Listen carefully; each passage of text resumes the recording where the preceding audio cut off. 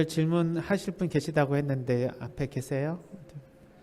네, 선생님 그럼 마이크에다가 말씀 한번 해주시겠어요? 네, 안녕하세요. 네 안녕하세요. 아침에 오전에 강의를 하셨잖아요.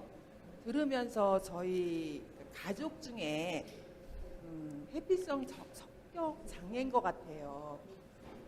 네. 회피성 이렇게 들으니까. 네. 그런데 그런 경우는 이렇게 자라면서 형성된 성격인지 아니면 그게 치유가 가능한지 주변 사람이 힘든 것 같아요. 그런 상황. 그 진단명, 성격 장애라고 하는 회피성 성격 장애라는 이제 이야기를 하셨는데 네. 이제 그 특성이 여러 가지가 있지만요. 내가 생각할 때 네. 지금 누구 말씀하시는 거예요? 남동생이 남동생. 그런데요. 좀 그러니까 설명을 해주실 수 있어요? 아니 그러니까 무슨 일이 생기면 이렇게 해결하려고 안 하고 회피하고 그냥 피하고 그냥 자기 생각대로 가는 것도 같고 조금만 가까이 말씀해 예. 주세요. 예. 그런 경향이 있어서 그런 경우에 그러니까 주변 사람이 힘들죠. 근데 문제를 그냥 회피하는 정도 가지고 우리는 회피성 성격 장애라고는 말을 안 하는데 네. 어떠한 문제가 있을 때 주로 뭐 예를 들면 대인관계 문제라든지 아니면은 뭐 대인관계 문제고 그 회사에서 생활하는 것도 그렇고 그렇거든요. 본인이 해결해야 되는데 그거를 안 해. 네. 안 하고 피하고 누가 꼭 대치해서 해결을 해줘야 되고 그래서요. 근데 그건 책임을 회피하는 네, 그리고 자기가 뭔가 이렇게 시련이나 문제에 닥치면 네, 그것을 이렇게 책임지고 하려고 하기보다는 누군가가 알아서 해주겠지 하고 네, 도피하고 하는 그런 성향을 말하네요. 네, 네, 그냥 이제 뭐 성격 장애라고 말하는 것은 되게 이제 인간과의 관계에 대한 이야기일 가능성이 높고, 네, 뭐 그렇다 그래서 이제 사람 자체를 막 꺼리거나 뭐 친구가 없거나 막 그러지는 않죠. 친구도 없어요. 누구하고 이렇게 관계를 맺으려고도 안 해. 그래서 그러니까 그런 사람하고 같이 생활을 하려면 힘들잖아요. 네, 그 남동생이 결혼했어요? 예. 그래서 그런 게 결혼했으면 와이프하고는 어떻게 지내요? 잘 안 좋죠. 아내하고 자꾸 회피하려고 하면 예, 예. 아내는 계속 사랑해 달라고 요청을 하고. 그러니까는 상대방 감정 이런 게 1도 없어요. 그러니까 감정 자체가 없는 것 같아요. 원래 그냥 그런 사람 성격이 자체가 소유가 그래요 원래. 사람을 원하지 않고 그냥 혼자 있고 싶고 웬만하면은 그냥 자기 혼자가 제일 편하고. 네. 그럼 그러니까 상대방이 말을 했을 때 무슨 말을 했을 때 그거에 대한 공감 이런 게 안 네. 되니까 또 예를 들면 사람들이 주변 사람들 봤을 때 네. 조금 자기 방어적이다, 예. 조금 이렇게 표현하는 걸 넘어서서 예, 좀 예. 성격이 좀 외골수고 이상하다 이렇게 예. 표현을 해요. 예. 아예 사람들과의 관계 자체가 상호작용이 없고. 예. 그러면 이게 말이 갔을 때 그러니까는 상대방에서 이렇게 지금 시부지마 저하고 얘기를 하잖아요. 그러면은 서로 말이 오고 가고 해야 되는데 그게 한 번 가면 거기서 그냥 더 이상 상대방이 말을 하고 싶지 않게 만들어요. 네. 그럼 조금 더 뭐 봐야 되겠네요. 회피성을 넘어서 분열성까지 갈 수도 있으니까. 근데 결혼을 보통 잘 안 할 수 있거든요. 그런 하는 사람은요? 분도 계시지만 예. 되게 관계를 유지하기가 되게 어렵고 관계 자체에서 오는 불편함 때문에 예. 분열성까지 가시는 분은 혼자 있는 게 편한 거죠. 그런데 좀 결혼을 하셨고 아이도 낳았어요. 예. 그리고 아이들은 그럼 어떻게 상호작용해요? 아이들은 부모가. 괜찮은 것 같아요. 아이들이 그냥 괜찮은 게 다행히, 아니라 다행히 괜찮은 것 같아요. 아이들 심리 상태 괜찮은 걸 넘어서 아빠하고 어떻게 상호작용해요? 그건 아빠하고도 관계가 안 좋죠. 아빠한테 관계가 안 좋은데 애들이 좋아요? 괜찮아요? 아니, 그러니까 애들 자체 일대, 그러니까 그 자녀로 봐서는 괜찮은데 그 아빠의 관계는 안 좋다고. 그러니까 이제 그런 게 우리가 보는 문제라고 할 수 있는 문제가 안 나타나니까 그냥 그렇죠. 잘 지내는 것처럼 예, 예, 보이지만 실제로 아이들에게 있어서 모성, 네. 엄마로부터 오는 네. 모성과 아버지로부터 오는 부성, 이것이 같이 상호작용해서 자신의 인격을 형성하거든요. 그리고 그런 남성성과 여성성이 다른 사람들과의 또래 관계를 통해서 네. 퍼져나가고, 그리고 자신의 2차, 3차 공동체에 대한 대인관계를 통해서 드러나면서 자기가 자신이라고 하는 독립적 존재가 다른 사람들과 관계적 존재를 통해서 네. 완성이 돼가는 것이 이제 인간 삶의 발달이거든요. 네. 그런데 어느 이제 발달 단계에 가보면 네. 그런 부성에 대한 사랑의 결핍이라든지 또 아버지와의 관계에서 얻어지는 그냥 정서적으로 어떤 학대를 당하거나 아주 큰 상처를 받는 것 이외에도 무관심과 방임에서 오는 그런 결핍도 마찬가지로 좀 문제가 발생할 수 있다. 그러니까 아버지가 자신의 방법으로 아이들과 상호작용할 수는 있어요. 그렇죠. 예를 들면은 지켜봐 준다든지 예. 아니면 알고는 있지만 그걸 명시적으로 말로 표현하고 있지는 않고 있지만 사실은 내가 관심을 가지고 있다는 것을 뭔가 다른 방식으로 표현할 수는 있겠죠. 의사소통 방식에 대한 차이가 있으니까. 예. 근데 관심 자체가 없다라면 예. 그건 아이들도 그대로 느낄 수가 있습니다. 표현을 안 하는 거하고 마음 자체가 들어오지 않는 거하고는 다르니까. 그러나 이런 성격 장애는 실제로 마음 자체를 또 갖기도 되게 어려워요. 그렇죠. 그러니까 이게 표현 문제냐 아니면 실제로 진짜 그러한 성향을 갖고 있느냐는 조금 더 알아볼 필요가 있다. 근데 감정을 표시 안 하고 이렇게 누르는 거 같고 표현도 잘 안 하고 말도 잘 안 하고.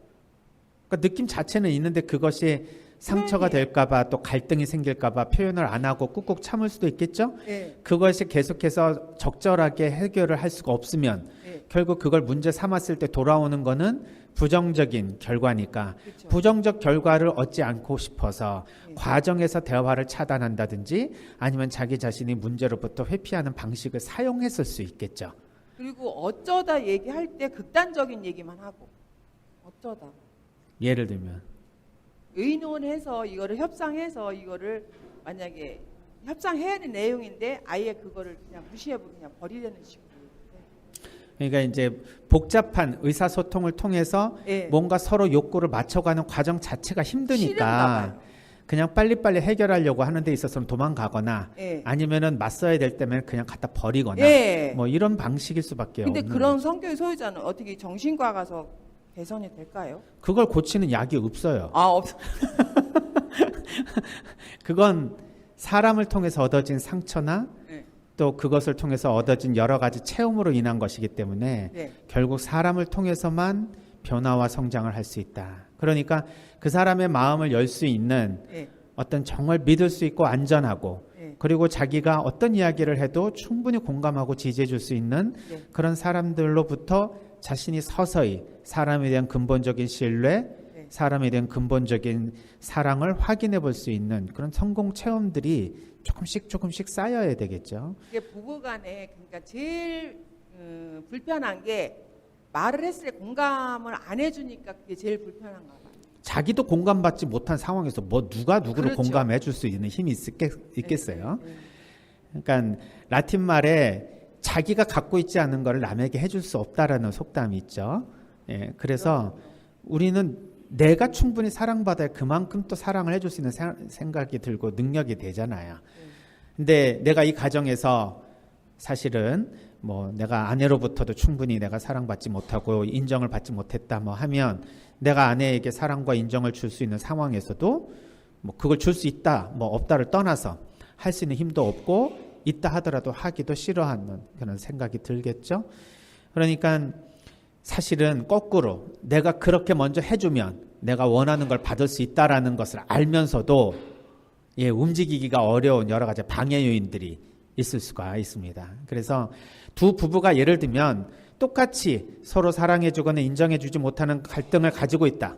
그럼 누군가가 먼저 그 패턴을 바꾸는 시도를 해야 되는데 누가 먼저 해야 될까 했을 때 좀 덜 아픈 사람, 덜 문제가 있는 사람이 아니라 그걸 할 수 있는 자원이 있는 사람. 그건 뭐냐면 조금 더 사랑을 더 많이 받고 인정을 받은 그런 자존감이 조금 더 바탕이 되고 자기 에고 스트렝스라고 하는 자기 강도, 자기가 스스로 자신을 세울 수 있는 능력이나 힘을 말하는데 이것이 조금 더 받쳐준 사람이 먼저 시도하면 좋아요. 그런데 그거를 내가 먼저 할 때요, 억울한 감정이 들거나 내가 왜 먼저 해야 되는데 라는 감정적 이슈가 올라오면 그것은 이제 그렇게 먼저 움직이지 못하게 만드는 나의 내적인 방해 요인이 있는 거죠. 그래서 관계가 서로 불편해서 문제가 생길 때는 그것을 회복할 수 있는 방법을 진짜 몰라서 지금까지 그러고 있는가, 아니면 알고는 있는데 실천이 안 되는가, 그거를 놓고 봤을 때 포기하고 그런 방법이 없다, 이번 생은 망했다 이렇게 생각을 하고 아예 이번 삶에서 어떤 노력을 기울이지 않으려고 하는 분들도 계시겠지만, 대개 욕구를 통해서 어떻게 하면 좋겠다, 어떻게 하면 변할 수 있겠다라는 기대치는 다 가지고 있는 가능성이 많아요. 그러니까 그런데 문제는 뭐냐면 그렇게 되기 위해서 뭔가를 해야 되잖아. 그랬을 때 그것을 할 수 없게 만드는 방해 요인이 심리적으로 깔려 있다. 뭐 예를 들면 예전에 큰 트라우마가 있거나 어떤 그 안에 해결해야 될 자기만의 문제가 있을 경우에 그것을 빼줘야만 가능하겠죠. 두 번째는 그런 방해 요인을 찾고 나면 그 문제를 해결할 수 있는 충분한 그러한 노력을 기울일 수 있는 힘, 자원, 그 사람의 장점, 강점을 이용해서 그것을 실천할 수 있도록 촉진해 주는 거예요. 그러니까 방해 요인을 빼주고 성장 요인을 넣어준다, 이렇게 표현한다면 지금은 성장 요인을 넣어줄 때가 아니라 방해 요인을 빼줘야 되는데, 두 부부 간에 예를 들면 문제가 발생할 때 방해 요인이 있다면 그 방해 요인이 뭔지에 대해서 알고 그것을 빼줄 때 자기 스스로는 할 수 없으니 누군가 전문가가 도와주거나 아니면 아내나 가족이, 아버지가 진짜 원하는 그 어떤 정서적인 표현이라든지 아니면 마음의 어떤 그 표시라든지 이런 것들이 있을 수 있습니다. 그런 것들을 끊임없이 계속 요구하면서 달라고 하시는 분도 있고요. 몇 번 얘기했는데 안 주면 그냥 마음을 닫아버리고 창피해서 말 안 하시는 분들도 계세요. 근데 그것이 무엇인지를 같이 논의를 해서 정말 그 원하는 그런 감정적인 공감과 지지의 배경을 만들어주면 자연스럽게 자신의 그러한 울타리를 해제하고 다시 상호작용을 하는 방식으로 대인관계의 장으로 나오실 수 있겠죠.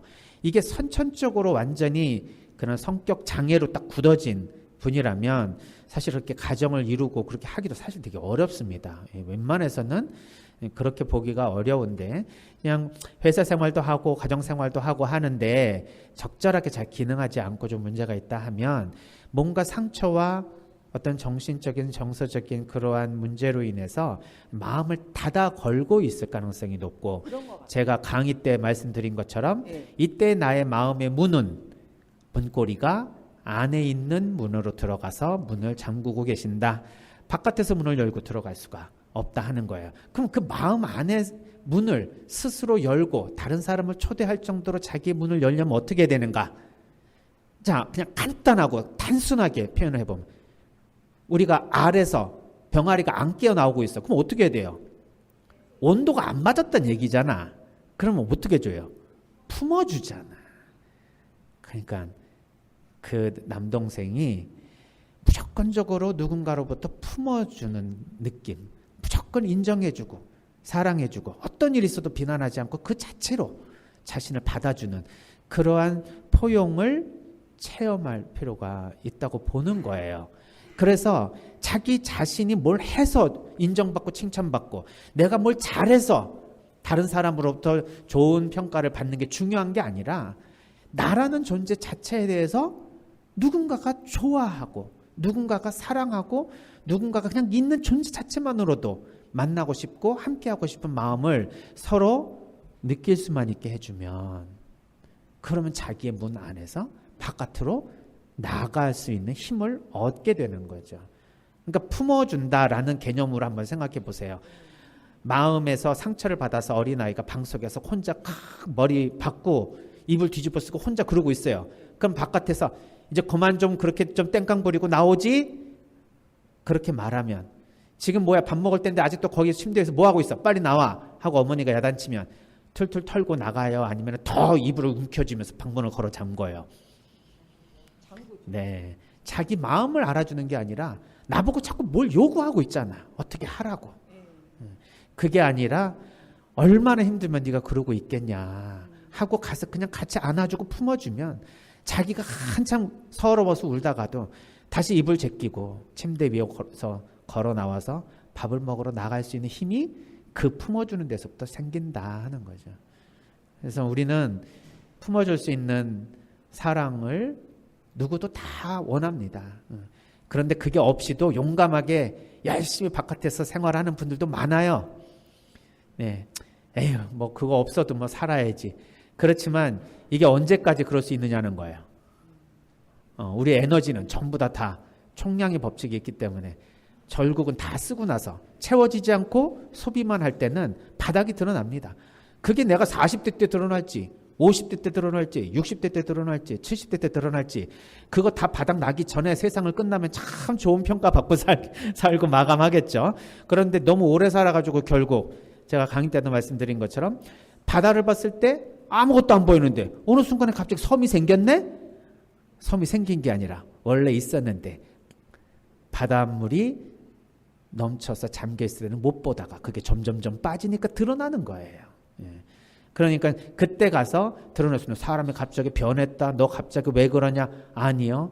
이전서부터 있었는데 계속 참다가 드디어 그게 드러나는 거다. 그래서 우리는 겉으로 봤을 때 멀쩡하게 보인다 하더라도 사실은 그 사람 마음 안에 정말 꼭 필요한 그 사람을 살려주는 그러한 사랑의 표현, 그러한 사랑의 표시들이 분명히 있습니다. 근데 그거를 안 줘도 잘 사는 것처럼 생각해가지고 그냥 잘 살 거라고 생각하면서 그냥 아무 도움도 주지 않고 아무 사랑도 주지 않아도 잘 살 거라는 생각을 하면 진짜 오산이다 하는 거죠. 우리 부부들도 서로 결혼하면 결혼했으니까 이제 내 사람이야 하고 더 이상 뭐 사랑한다는 표현도 안 하고 뭔가 이렇게 관심도 안 보여주고 배려도 안 해준다 그러잖아요. 뭐 어장관리한다는 말로 표현하고 이제 그런 거는 없는 거죠. 그렇게 해서 그래도 우리 아내는 지금까지 잘 살아왔는데요. 겉으로는 잘 살았겠지. 속으로 얼마나 멍들고 골았는지를 알 수 있느냐 하는 거예요. 그러다가 황혼기에 이제 황혼 이혼을 선택하는 그런 폭탄 선언을 들으면 당신 왜 그래 진짜 갑자기 잘 살다가 이런 불상사가 벌어진다. 그러나 그때는 이미 무슨 말을 하고 싶지가 않아요. 왜? 살아생전에 지금까지 충분히 말을 했는데도 못 알아먹은 사람이 이제 와서 뭔 얘기를 한들 알아먹겠어. 그러니까 그냥 여보 여기까지가 우리 인연인 것 같아요. 그만 우리 서로 상처 주지 않고 살아갑시다. 나는 상처 안 받았는데 그렇지 당신은 안 받았겠지. 근데 나는 지금까지 얼마나 힘들게 살았는지 그럼 진작에 말하지 힘들다고 내가 얼마나 말을 열심히 해줬는데 그냥 하는 소린 줄 알았지. 이렇게 말을 한다면 맞아요. 뭐가 맞아요? 아니 그렇게 말을 하는 것 같아요. 누가? 동생이. 남동생이? 네. 그거 봐. 그러니까 꼭 집어서 얘기를 해줘야지 안 돼요. 그러니까 자기만의 뭔가 표시는 하고 있었는데 그걸 충분히 안 알아주는 사람들에게 그럼 이렇게 해줘라 저렇게 해줘라 일일이 다 사사건건 내가 원하는 대로 표현해 줄 수 있을까? 표현해달라고 요청할 수 있을까? 그러니까 여자는 눈치만 봐도 알잖아요. 근데 너무 눈치도. 근데 아내는 좀 그걸 모르시나 봐? 아니면 알면서도 못 해주거나? 그래요? 예, 왜냐하면 결혼을 하셨다고 하길래 제일 가까이 있는 아내와의 문제에서 사실은 그러한 문제의 핵심 요인을 찾아볼 수 있다 하는 거죠. 그게 만약에 잘 되면 가화만사성이라는 얘기가 그냥 나오는 게 아니에요. 그렇게 됐을 때 자녀들과의 관계에 대한 의사소통, 또 다른 대인관계에 대한 의사소통, 2차, 3차 공동체에 대한 자기의 기능성이 확장이 됩니다. 그래서 예전에는 미국에서도 70년 이전에는 어떤 그 표시판이 직장 들어가는 정문 앞에 붙여져 있었냐면 네가 여기에 들어오기 전에 집에서 가지고 왔던 모든 문제를 다 호주머니 속에서 빼내서 버리고 들어와라. 이런 편말이 붙여 있었다고 해요. 그건 뭐냐면 공과 사를 구별해라. 네가 가족에서 지금 애들하고 싸웠던, 아내하고 다퉜던, 집안에 누가 병에 걸려서 힘겹게 지금 그 마음에서 그 고통을 당하던 상관없이 그건 네 가정일이고, 여기 회사에 발 붙이기 시작할 때부터는 싹 다 그걸 다 버리고 회사에 전념해라. 이렇게 일과 가정이 분리된 상황으로 인식을 했고, 가정사는 가정사고 직장의 일은 직장의 일이었다는 것이 명료했었어요. 그러다가 일과 가정이 명확하게 구분이 돼서 집에서 가지고 왔던 것을 다 갖다 버리고 회사로 들어갔다가 회사에서 퇴근할 때 다시 집에 있는 문제를 호주머니에 넣고 가는 게 사람이 아니라는 걸 알게 돼요. 우리는 인간이 일을 하는 것이지 기계가 아닙니다. 따라서 이때는 스위치 끄고, 저 때는 다시 스위치 올리고, 이때는 필요한 스위치 끄고, 이때는 필요한 스위치 켜고, 이렇게 잘 안 돼요. 하나의 스위치가 꺼지면 다른 데 켜야 될 스위치도 다 꺼지는 그러한 정서적인 하나의 자신의 문제가 모든 자신의 인생 전반에 걸쳐서 영향을 미치게 되는 그러한 지극히 감정에 영향을 받는 인간입니다. 그래서 80년대로 오면서 이제 가정이 안정이 돼야 일도 잘하는구나 라는 걸 알면서 가정에 대한 복지, 이것을 그냥 회사에서 해도 좋고 안 해도 좋은, 안 해도 좋은, 그러나 해주면 좋으니까 해주는 복지 차원으로 이해하지 않고 회사의 일의 하나로 보게 되는 거예요. 그래서 육아휴직 이런 거 주면 돈 아까워가지고 안 주다가도 육아휴직 때 유급으로 주는 그것이 회사를 훨씬 더 장기적으로 보면 이득이 된다는 생각을 하게 되는 그러한 이제 그 전환점이 이루어지는 거죠. 그러면서 이제 종교적이고 영성적인 그 자신의 철학적 관점도 회사 안에서 그것을 완전히 다 버려버리고 철저하게 기업의 철학에 맞춰서 사내 교훈에 맞춰서 사내에서 요구하는 그 직무에 맞춰서 일을 하라고 하는 것만이 아니라 자신의 신앙 안에서 직업적인 이 일도 통합을 시켜야 된다는 그러한 일 영성에 대한 개념들이 들어오기 시작하는 거예요. 그러니까 이 형제님도 남동생도 가정 안에서 뭐가 아직 잘 이루어지면 그것이 이제 점점 대인 관계적으로도 발생을 좀 나가서 좋은 긍정 영향을 미치겠죠. 또 가정에서 문제가 먼저 발생했을 수는 없을 거예요. 이전서부터 자기가 학생 때서부터 쭉 가지고 왔던 자신만의 심리적인 문제가 있었겠지. 그것이 해결되지 않은 상태에서 가정을 꾸리니 가정에서 자연히 문제가 또 발생했겠지. 그거를 아내 탓이다, 뭐 가정 탓이다 말할 수 없다. 그건 결국 자기 문제가 다시 가정 문제로 확대된 거예요. 그때 아내나 자식들이 치료적으로 남편과 아버지를 도와줄 수 있다면 참 좋겠지만 누가 정확하게 내 가려운 것이 어디라는 걸 말해주기 이전에는 그것을 찾아서 긁어주기가 어려운 거예요. 그래서 그거를 표현하는 것도 굉장히 중요합니다. 난 이렇게 해줬으면 좋겠다고 요청을 해야 되는데 그 자신의 수치심 때문에 그것을 이야기하기도 굉장히 어렵습니다. 그러면 이제 담을 쌓고 그냥 덤덤하게 상관없이 살아가는 것처럼 보이면서 되게 꿋꿋하게 살아간 것처럼 보이지만 사실은 속으로는 울고 있는 그 마음 안에 어린 아이가 있을 수가 있는 거죠. 그래서 너 왜 자꾸 그렇게 사냐? 좀 바깥에 나가서 좀 사람들하고 잘 좀 어울려라. 또는 너 그렇게 말하지 말고 좀 다정다감하게 말해라. 왜 이렇게 극단적으로 말하냐? 뭐 이렇게 자꾸 교정시켜 줄러 봐야 소용이 없어요. 못 알아듣는 거예요. 얘기하면요. 못 알아듣는 것뿐만 아니라 알아들으면 안 되지. 알아들으면 자기가 다치고 상처받잖아. 뭐하러 그래. 못 알아듣는 척도 하고 그래야지 뭐.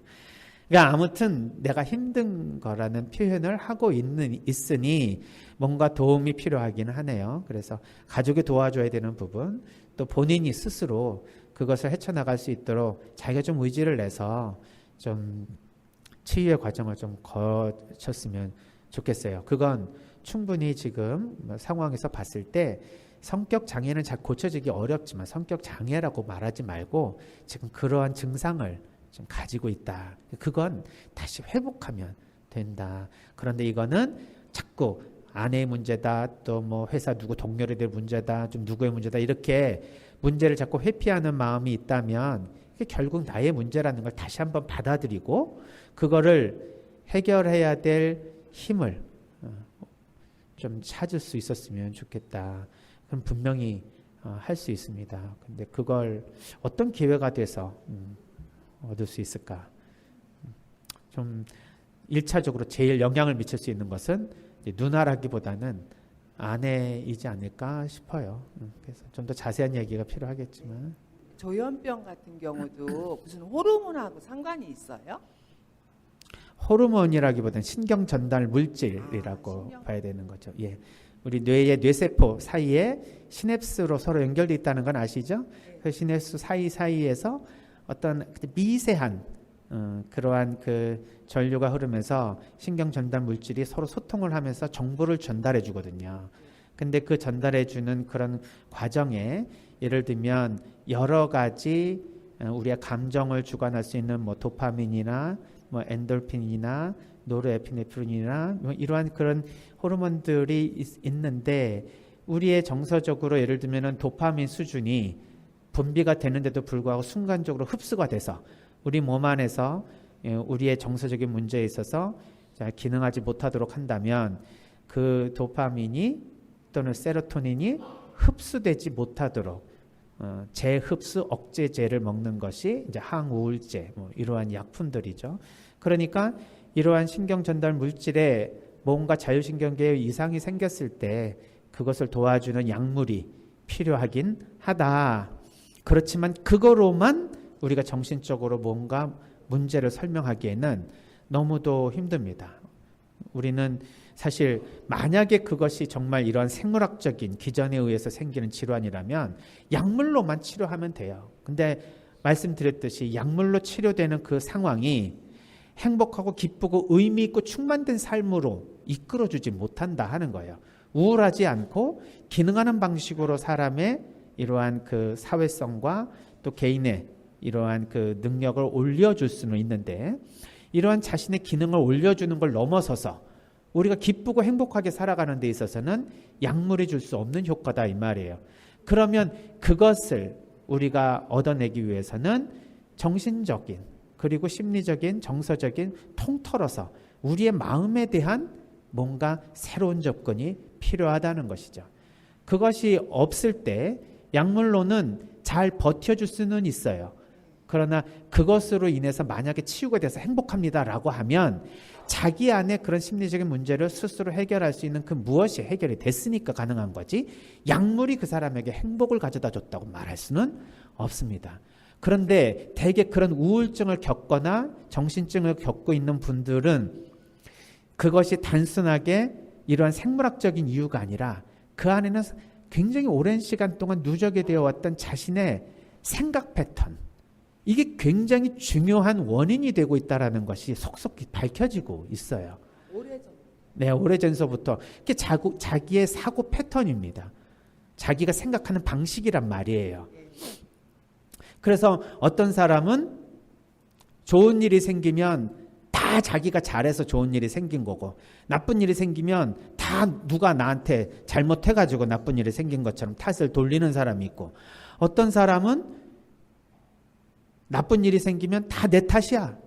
내가 조금만 잘했으면 잘 됐을 텐데 자신의 탓으로 돌리지만 좋은 일이 생기면 아유 다 덕분이죠 이래요 또. 그러면 누가 그렇게 하라고 말할 것도 없이 자기가 그렇게 어떤 상황에서 생각하는 패턴이 형성됐겠지. 우리 가톨릭 신자들은 어떤 패턴으로 사물이나 사건에 대해서 해석하는 경향이 생깁니까? 네? 내 탓이요, 내 탓이요. 잘 됐으면은 내 덕입니까? 하느님께서 해주신 은총이고 잘못됐으면 내 탓이요. 이렇게 내 자신을 찍어 눌러서 얼마나 진짜 행복하실런지는 잘 모르는데 행복하세요? 네.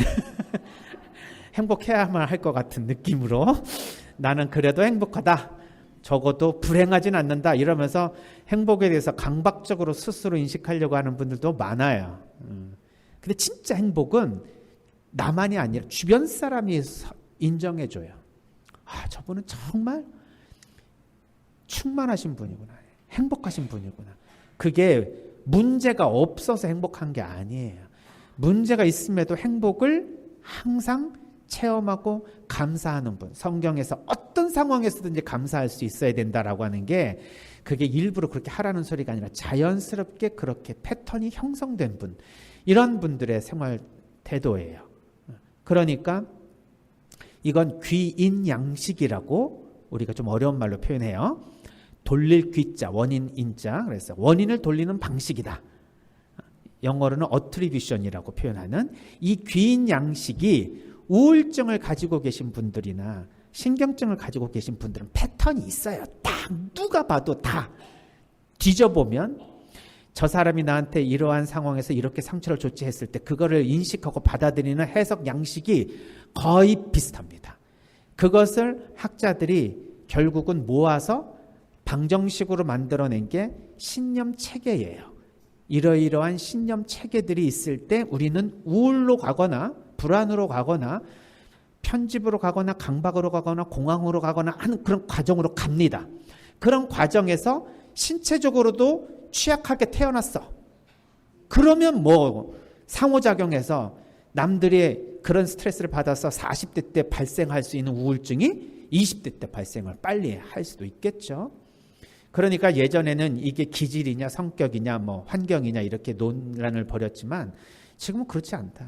두 가지가 상호작용하는데 예를 들면 환경이 아무리 힘들어도 자기의 내적인 그러한 내공이라고 보통 표현하는 이런 것이 잘 받쳐준 사람, 즉 가정에서 충분히 사랑을 받고 자라났고 어렸을 때 구김없이 자신의 정서적인 좋은 발달 과제를 수행했던 사람들은 문제가 얼마나 심각하게 오는지가 중요하지 않습니다.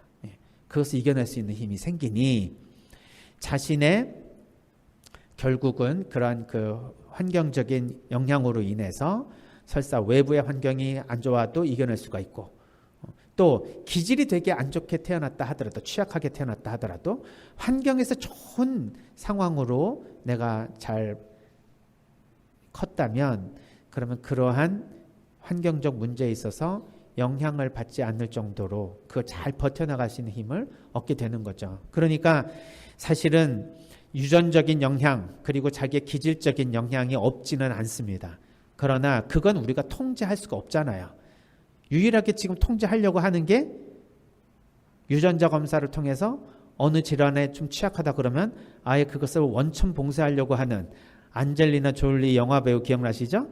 유방암에 대한 취약성이 높다고 생각하니까 아예 유방 절제술을 받는 이런 방식으로 하는데 그게 잘라낼 수 있는 거니까 잘라냈겠지. 만약에 잘라낼 수 없는 거면 어떡할 거예요? 간암이라고 그러면 간 떼어낼 거예요? 어떡할 거예요? 이런 방식으로는 수술적 방식으로는 가능하지 않다 이 말이죠. 그러니까 그건 통제할 수 없는 거니까 그냥 하느님이 주신 나의 그냥 처지로 받아들이는 거예요. 수용을. 그 다음에 그것을 받아들였다 하더라도 누군 사람마다 다 다르겠지 취약성이.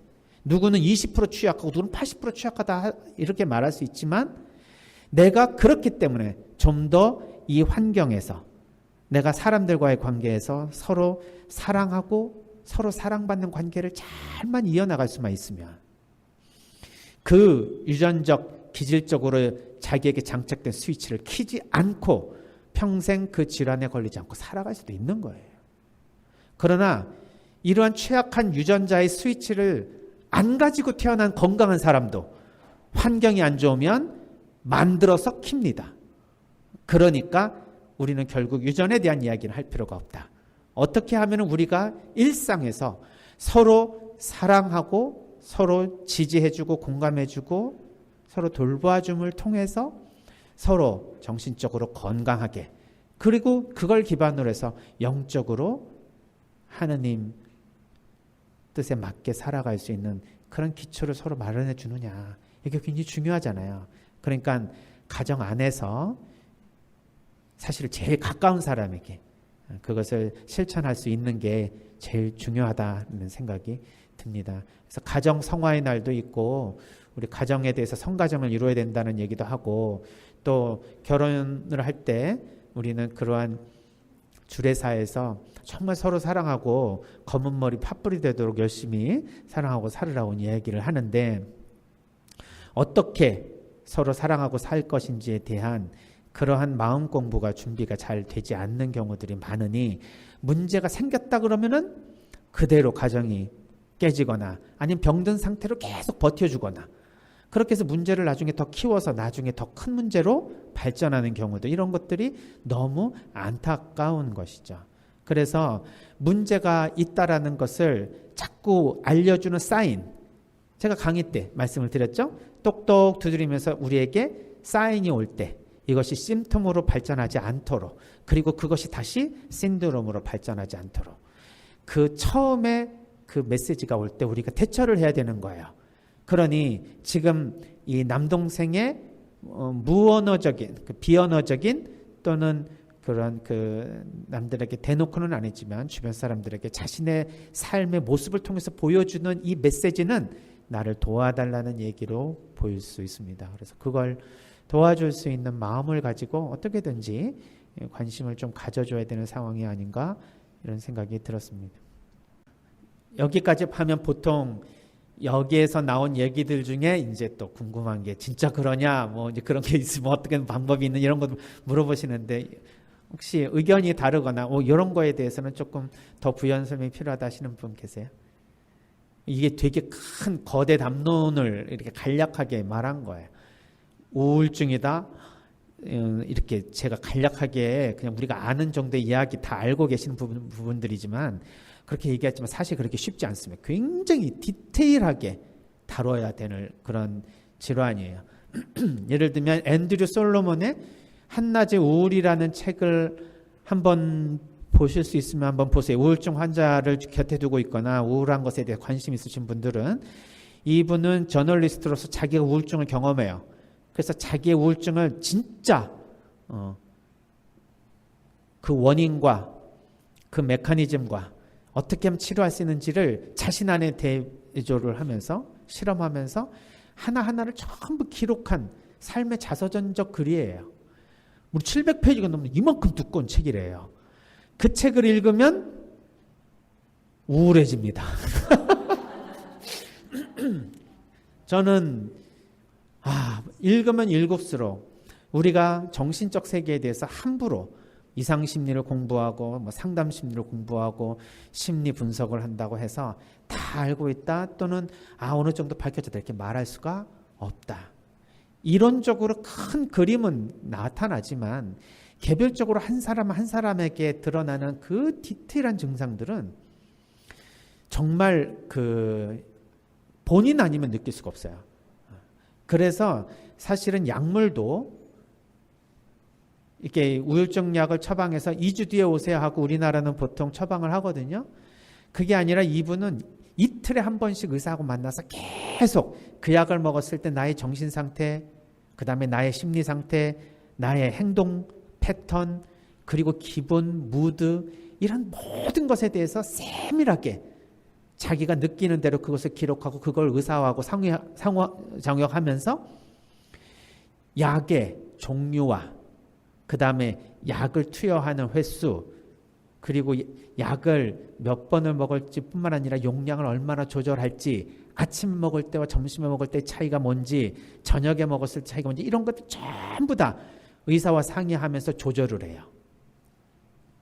그런 과정을 이제 우리에게 요구를 하면은 우리는 의사 선생님이 견딜 수가 없겠죠. 그러니까 그냥 똑같은 약을 되게 우울하다라고 하면 다 그냥 처방을 똑같이 하지만 우울에 대한 증상은 비슷하게 우리가 언어로 우울하다는 말로 표현할 수 있지만 그것을 체험하는 그 미세한 차이들이 사람마다 다 달라요.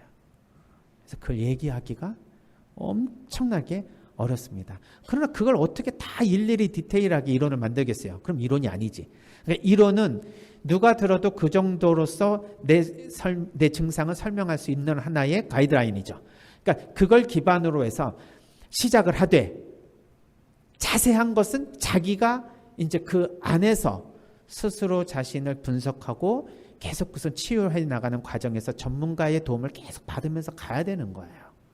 그럴 때는 심리치료사도 필요하고 정신과 의사도 필요하고 성직자나 영성적 지도자도 필요합니다. 그리고 그 안에는 핵심적으로 자신이 생각을 하면서 얻어지는 결과 그것에 대한 이야기를 풀어낼 수 있어야 돼요. 결국 우리는 잠을 자면서도 생각을 하는 겁니다. 왜 그럴까요? 잠을 잤는데 왜 배가 고플까요? 아무 행동도 안 했는데. 우리의 뇌에서 포도당을 흡수해서 에너지를, 칼로리를 소비하는 것이 우리 육체로 하는 것보다 훨씬 더 많죠? 그러니 잠을 자면서 우리는 엄청난 정보를, 데이터를 처리하고 있는 겁니다. 우리는 살아있을 때 적어도 심정지가 오기 전까지는 어마어마한 생각을 의식적으로 무의식적으로 계속 돌리고 있는 거예요. 거기에서 우리가 모든 의식하고 있는 이 삶에 대한 사건들이 해석되고 재처리되고 그리고 자신에게 의미를 부여하고 자신에게 상처를 주던가 아니면 자신에게 행복을 주던가를 결정하게 되는 과정들이 거기서 발생하는 겁니다. 그거에 의해서 우리의 생물학적인 이러한 조건들도 결정이 돼요. 즉 우리의 심리가 우리의 신체에 영향을 미친다는 것을 우리는 잘 알고 있죠. 자, 우리가 질문을 안 하시니까 그냥 저는 계속 강의를 하게 됩니다. 이런 실험한 거 한번 생각해 보셨어요? 한 그 심리학 실험실에서 우유를 새로 출시를 했어요. 출시를 한다가 아니라 우유를 출시하는 게 새로운 우유가 출시됐다고 해요. 그리고 그 우유는 뭐 남양 우유인지 서울 우유인지 그런 거는 모르고 그냥 다 이제 그 블라인드 테스트를 하는 겁니다. 그리고 실험자를 7명 정도를 앉혀요. 그리고 우유를 각각 똑같은 우유를 놓고선 자, 한번 마셔보세요 하고 마시는 거예요. 딱 마셨을 때 첫 번째 사람에게 우유 맛이 어떻습니까? 굉장히 고소하고 아주 상큼한데요. 두 번째 사람한테 물어봅니다. 아우, 괜찮네요. 시중에 나온 우유보다도 더 맛있는 것 같아요. 괜찮아요. 세 번째 사람한테 말합니다. 세 번째 사람은 앞에 두 사람이 좋다고 했는데 자기가 좀 웬만해가지고는 나쁘다는 소리를 하기가 되게 어렵겠죠? 그렇죠? 그래서 먹어봤는데 그럴 이유가 전혀 없어. 그냥 멀쩡해, 우유가. 그래서 저도 맛있는데요. 네 번째 사람이 그런 이제 인터뷰를 해야 될 상황에서 첫 번째 사람이 갑자기 근데 왜 이러지? 이러면서 배를 움켜잡더니 막 복통을 호소하고 갑자기 화장실을 뛰어갑니다. 그랬을 때 두 번째 사람이 갑자기 저도 이상한데요. 설사가 나오는 것 같아요. 갑자기 화장실로 뛰어갑니다. 그러면 이 네 번째 사람이 실질적으로 어떤 표현을 할 것인가? 다섯 번째 사람은 뭐라고 할 것인가? 여섯 번째 사람은 뭐라고 할 것인가? 이런 것에 대한 실험을 한다 이 말이에요. 그런데 첫 번째, 두 번째 이 사람은 다 미리 사전에 짠 거예요. 그렇게 하도록 스토리를 만든 거지. 그랬을 때 진짜 실험 대상은 네 번째 이후에서부터 나오는 거예요. 이 사람들이 심리적으로 이것이 뭔가 상했는데 겉으로는 멀쩡하게 맛이 있구나라는 생각을 하면서 자신의 우유를 먹어봤을 때 어때요? 네, 갑자기 찜찜하고 이상해지면서 맛이 안 좋다고 말하거나 실제로 배가 아픕니다. 저는 그걸 민감한 사람을 많이 보는데요. 생각만으로 몸에 발진을 일으키는 분도 계세요. 내가 갑자기 몸에 더러운 오물이 묻었다고 생각해 보세요. 그러면 갑자기 이렇게 막 몸을 떨면서 빨갛게 버짐이 올라오기 시작합니다. 우리의 생각은 절대 신체와 떨어져 있지 않아요. 그러니까 우울하게 생각하면 우울하게 우리를 만들어가는 신체 반응이 일어나겠지. 이게 상호작용하면서 무엇이 먼저냐 나중이냐는 중요하지 않습니다. 우리의 정신 상태가 그만큼 우리에게 엄청난 삶의 핵심 동인이 된다. 심지어는 이거를 긍정적으로 이용하는 게 뭐예요? 라마즈 의요법입니다.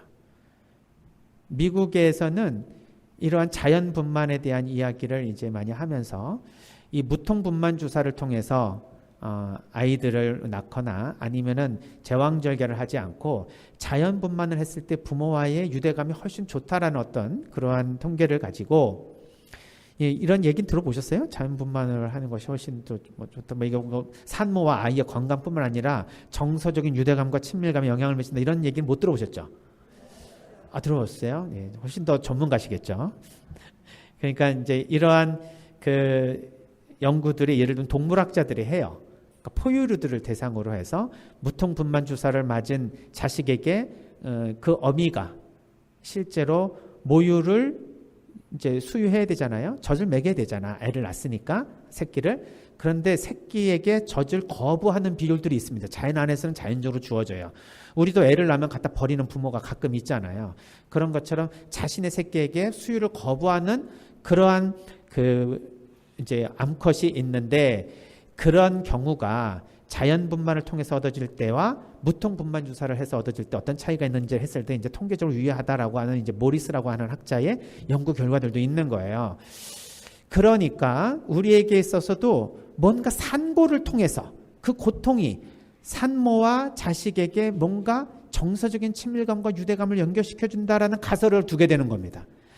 그런데 문제는 그 고통을 이겨야 된다는 것 때문에 산모가 쉽게 결정을 하기가 어려워요.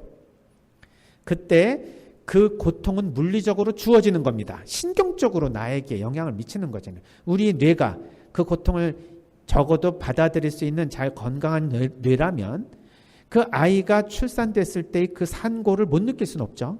느낀다 이 말이에요. 근데 그 느끼는 것을 우리의 심리적인 마음 상태로 컨트롤할 수 있느냐 하는 거예요. 가능할까요? 자, 내가 실제로 고통을 당하는데 이 고통이 내가 정신적으로 어떤 생각을 하느냐에 따라서 그 고통이 실제로 줄어들 수 있느냐 하는 거예요.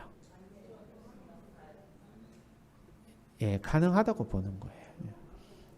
그래서 이것을 이제 예를 들면은 몸의 이제 유연함을 회복하는 그러한 라마즈 운동을 하면서 특히 그때 어떤 정신 상태로 그 고통을 생각하느냐 했을 때 이것에 대한 의미를 발견하는 사람들은 고통을 수용합니다. 즉 고통이 오면 괴로운데 오면 안 된다, 참아야지 하면 우리 몸 안에 긴장 호르몬이 쫙 퍼져가면서 고통을 더 잘 느끼게 돼요.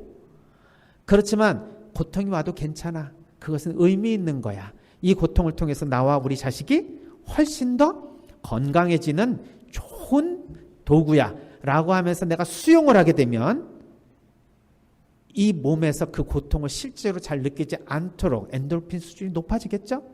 긴장 호르몬이 떨어지면서 훨씬 더 그 고통을 물리적으로도 느끼지 않을 정도의 몸 상태가 되어진다 이 말이에요. 사실은 자율신경계는 우리의 의식으로 컨트롤할 수가 없습니다. 우리의 의식은 우리 몸의 부교감신경, 교감신경 이런 것을 스스로 컨트롤하지 못하도록 만들어진 거예요. 우리가 우리의 근육을 통제할 수 있는 것은 우리는 수의근이라고 하죠. 이거는 내가 걸어가고 싶을 때 걷고 팔을 움직이고 싶을 때 움직이는 이러한 근육은 전부 우리가 통제할 수 있는 수의근이에요. 그런데 우리의 심장근, 내장근 이렇게 우리의 생명을 관장하는 우리의 몸 안에 있는 근육을 우리가 통제할 수 있을까요? 없습니다. 그럼 왜 우리는 그런 식으로 통제하지 못하도록 진화했을까요?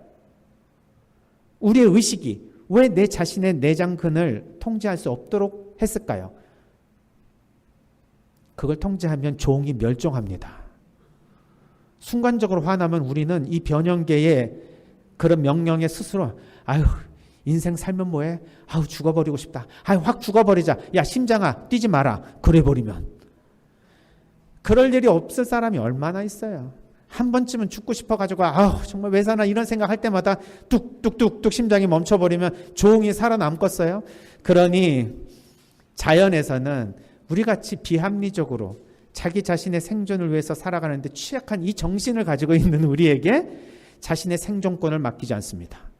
그래서 우리의 의식 상태로 통제할 수 없는 스스로 움직일 수 있는 우리의 몸이 우리의 가장 중요한 부분에 있어서는 의식이 통제하지 못하도록 하는 거예요. 고통을 느끼는 것도 마찬가지입니다. 우리의 뇌에서 느끼는 건 우리가 통제를 할 수가 없어요. 그러나 그거를 할 수 있는 가능성이 있다고 하니 그게 뭐냐? 이렇게 의미를 발견하게 되면 이제 고통이 더 이상의 고통이 아니에요. 이걸 피하거나 거부할 수 있는 고통이 아니라 수용하고 맞아들일 수 있는 의미가 있다고 생각했을 때 전혀 다른 방식으로 우리가 이 고통을 느끼게 되고 그랬을 때 실제로 고통은 존재하는데 그만큼 힘들지 않았다라고 다 인터뷰를 합니다. 그러니까 이거를 우리의 마음 공부를 하는 데 있어서 하나의 기술로 생각을 한다면 우리가 예를 들면 피할 수 없으면 즐겨라라는 얘기도 있잖아요. 그 얘기 좋은 얘기지만 그게 쉽냐라고 하지만 실제로 내가 그것에 대해서 의미를 찾으면 즐길 수 있어요. 그리고 이것을 거부해야 되는데 할 수 없이 맞아들여야 된다라고 하면 맞서 싸워야 되잖아. 맞서 싸울 게 아니라 이것을 수용해서 받아들일 거라고 생각하면 그렇게 힘겹게 버티지 않아도 됩니다. 수용할 수 있어요. 이것에 대한 가장 강력한 두려움이 뭡니까? 우리가 피하고 싶은 죽음이에요. 죽음을 우리가 수용하게 되면 삶의 의미를 잘 만들어서 우리가 체험하고 있었다는 얘기고요. 그렇기 때문에 죽음에 대한 불안과 공포로부터 벗어나고 죽음을 받아들이는 수용성이 높아질수록 행복감이 높아진다는 그런 심리학자들의 연구 결과가 지금 쏟아져 오고 있어요. 죽음 수용에 대한 연구들이 지금 계속 발표되고 있습니다. 이 죽음 수용은 자기 자신의 죽음에 대한 얘기뿐만 아니라 사랑하는 사람의 죽음을 바라보는 그 괴로움, 이것에 대한 수용도 마찬가지고요. 또 죽음에 이르게 되는 그러한 치명적 질병에 걸리면 어떻게 하는 두려움과도 연결되어 있어요. 근데 이것을 우리가 계속해서 인생의 의미를 발견하지 않은 상태에서 이 두려움과 공포와 이 괴로움을 어떻게 없앨까요? 없앨 수 없습니다. 그럼 이거를 즐겨라 하고 그냥 즐길 수 있을까요? 어떻게 즐겨요? 즐길 걸 즐겨야지. 그걸 어떻게 즐깁니까? 근데 즐길 수 있는 방식이 있다. 의미를 발견하라는 거죠.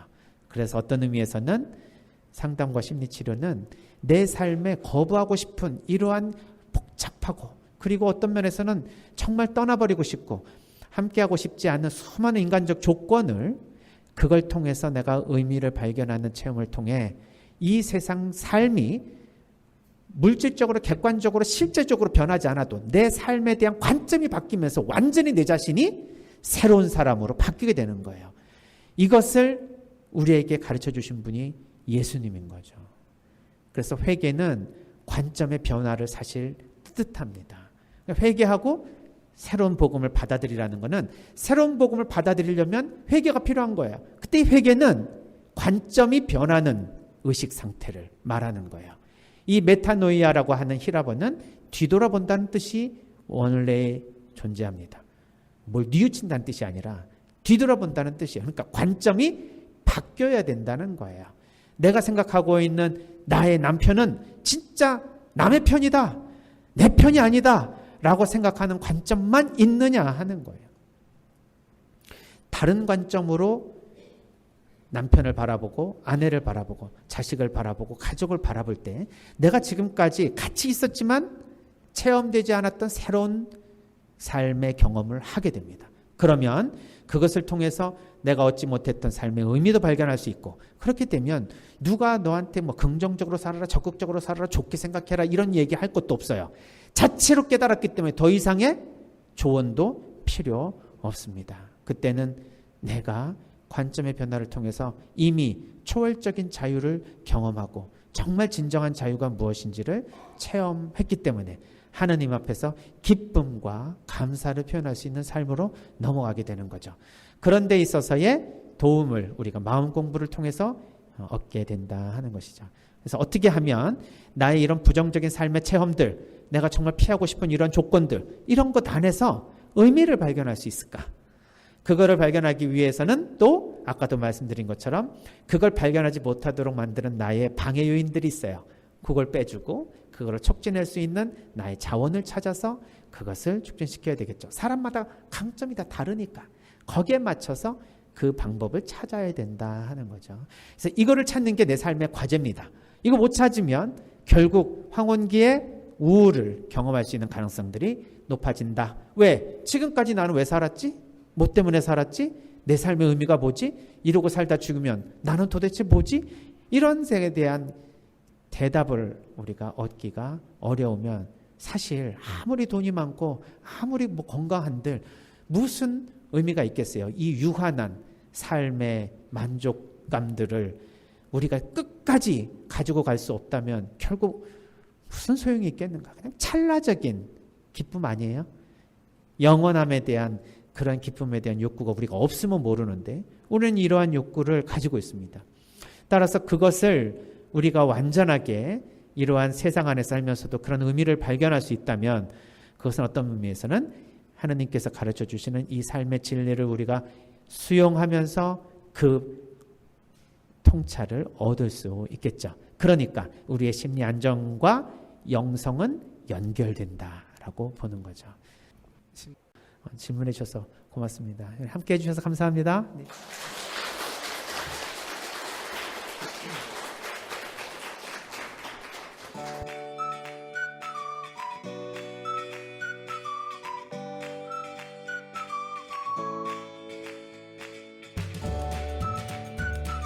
생태맘 청국장. 국산 콩은 한 가마에 요즘 45만 원 정도 합니다. 수입 콩은 국산 콩이 6분의 1 정도 한다고 그럽니다. 근데 저희들은 단 한 번도 수입 콩을 쓴 적이 없습니다. 성필리포 생태 마을에서는 콩값이 뛰어도 내려도 가물어도 풍년이 들어도 흉년이 들어도 청국장 가루는 지난 10년 동안 1kg에 3만 원 판매 변함이 없습니다. 우리 생태맘, 우리 청국장 가루 이름이 생태맘입니다. 생태마음, 엄마의 마음, 이런 것을 합쳐서 생태맘 청국장 가루입니다. 미국 FDA 식품의약청 심사도 통과해서 1년에 50만 달러어치를 벌써 3년째 수출도 하고 있습니다.